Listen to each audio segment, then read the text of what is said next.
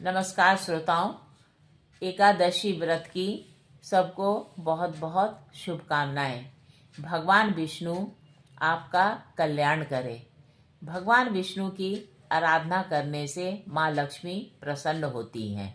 माँ लक्ष्मी भगवान की विष्णु की आराधना करने से आपके घर में सदैव विराजमान रहती हैं।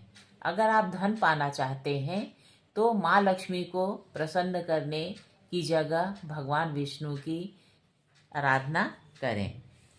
जो मनुष्य एकमात्र भगवान की भक्ति में चित्त लगाकर पवित्र हो, अभीष्ट वर देने वाले लोक गुरु भगवान विष्णु को प्रणाम करके स्वर्ग और मोक्ष प्रदान करने वाले पुराण का निरंतर श्रवण करता है, उसके समस्त पाप नष्ट हो जाते हैं।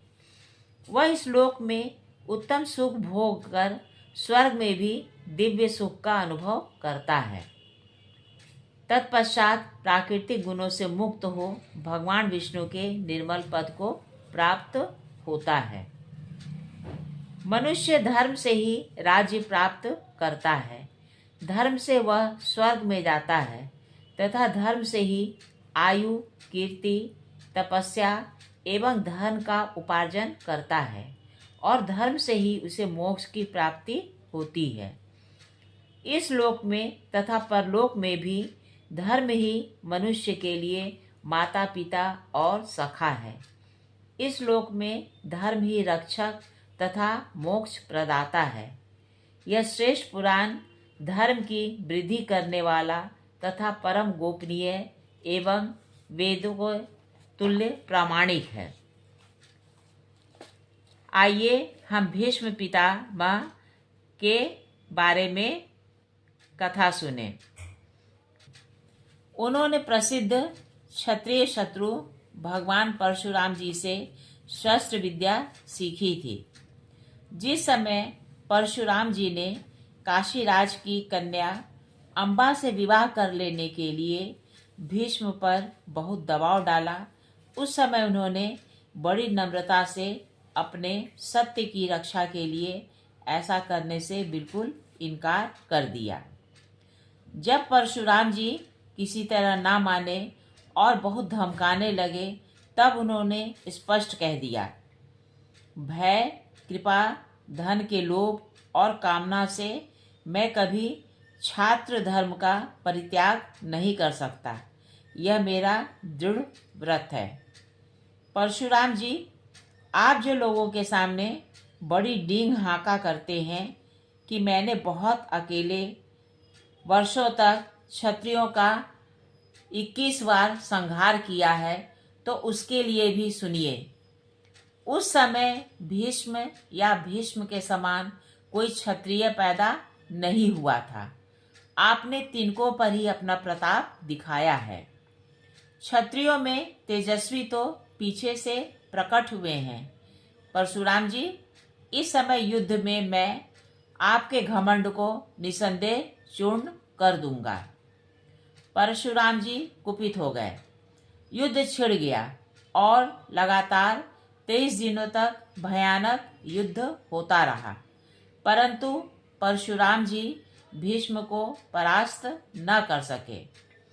अंततः नारद आदि देवर्षियों के और भीष्म जननी श्री गंगा जी के प्रकट होकर बीच में पड़ने पर तथा परशुराम जी के धनुष छोड़ देने पर युद्ध समाप्त हुआ।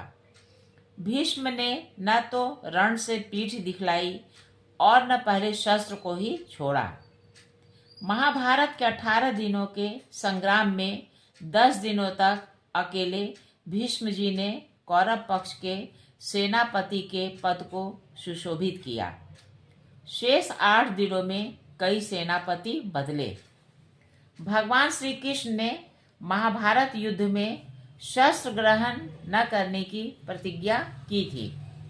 कहते हैं, भीष्म ने किसी कारणवश प्रण कर लिया कि मैं भगवान को शस्त्र ग्रहण करवा दूंगा। युद्ध आरंभ के तीसरे दिन भीष्म पिताजी ने जब बड़ा ही प्रचंड संग्राम किया, तब भगवान श्री कृष्ण ने कुपित होकर घोड़ों की रास अपने हाथ से छोड़ दी और सूर्य के समान प्रभायुक्त अपने चक्र को हाथ में लेकर उसे घुमाते हुए रथ से कूद पड़े। श्री कृष्ण को चक्र हाथ में लिए हुए देखकर सब लोग ऊंचे स्वर में हाहाकार करने लगे। भगवान प्रलय काल की अग्नि के समान भीष्म की ओर बड़े वेग से दौड़े। श्री कृष्ण को चक्र लिए अपनी ओर आते देखकर महात्मा भीष्म तनिक भी नहीं डरे और अविचलित भाव से अपने धनुष को टंकारते हुए कहने लगे, हे देव, हे जगन निवास, हे माधव, हे चक्रपाणि, पधारिए, मैं आपको प्रणाम करता हूँ। हे मेरा शरण देने वाले, सबको अपनी शरण में लेने वाले, मुझे बलपूर्वक इस श्रेष्ठ रथ से नीचे गिरा दीजिए। हे श्री कृष्ण, आज आपके हाथ से मारे जाने पर मेरा इस लोक और परलोक में बड़ा कल्याण होगा। हे यदुनाथ, आप स्वयं मुझे मारने दौड़े, इससे मेरा गौरव तीनों लोकों में बढ़ गया। अर्जुन ने दौड़कर पीछे से भगवान के पैर पकड़ लिए और किसी प्रकार उन्हें लौटाया। 9वें दिन की बात है। भगवान ने देखा भीष्म ने पांडव सेना में प्रलय सा मचा रखा है। भगवान श्री कृष्ण घोड़ों की रास छोड़कर कोड़ा अपने हाथ में लिए फिर भीष्म की ओर दौड़े। उनके तेज से पग पग पर मानो पृथ्वी फटने लगी। कौरव पक्ष के वीर घबरा उठे और भीष्म मरे कहकर चिल्लाने लगे। हाथी पर झपटते हुए सिंह की भांति भगवान को अपनी ओर आते देखकर भीष्म तनिक भी विचलित न हुए और उन्होंने धनुष खींचकर कहा, हे पुंडरीकाक्ष, हे देवाधिदेव, आपको नमस्कार है। हे यादव श्रेष्ठ, आइए, आप इस महायुद्ध में मेरा वध करके मुझे वीर गति दीजिए। हे अनघ, हे माधव, आज आपके हाथ से मरने पर मेरा लोक में सर्वथा कल्याण हो जाएगा। हे गोविंद, युद्ध में आपके इस व्यवहार द्वारा आज मैं त्रिभुवन में सम्मानित हो गया।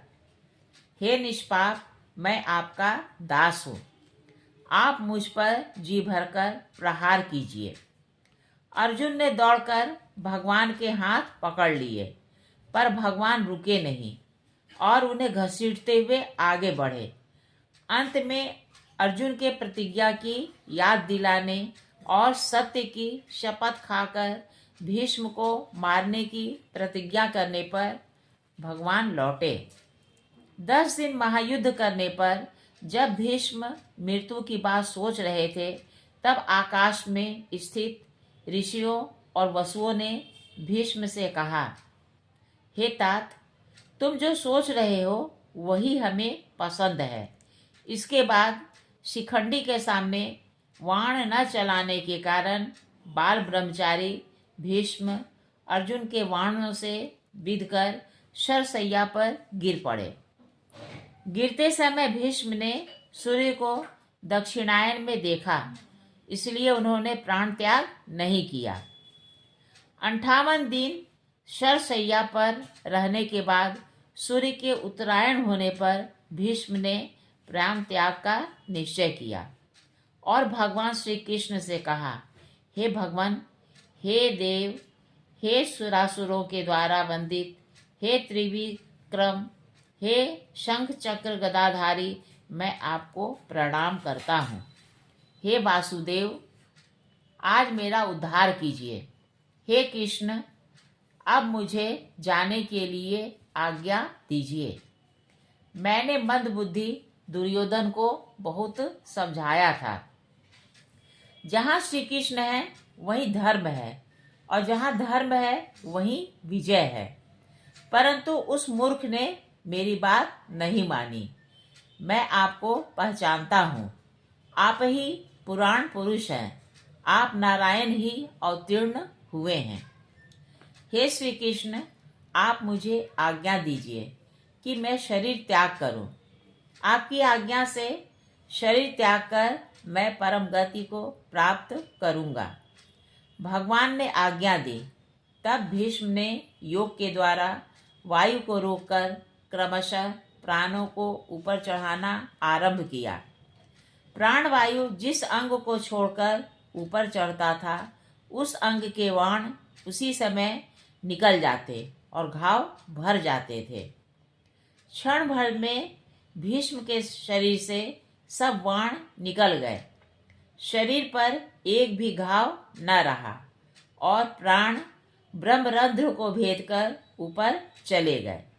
लोगों ने देखा, ब्रह्मरंध्र से निकला हुआ तेज देखते देखते आकाश में विलीन हो गया। श्रोताओं, आपको यह कहानी कैसी लगी? अगर अच्छी लगी हो तो कृपया लाइक और सब्सक्राइब कीजिएगा। नमस्कार।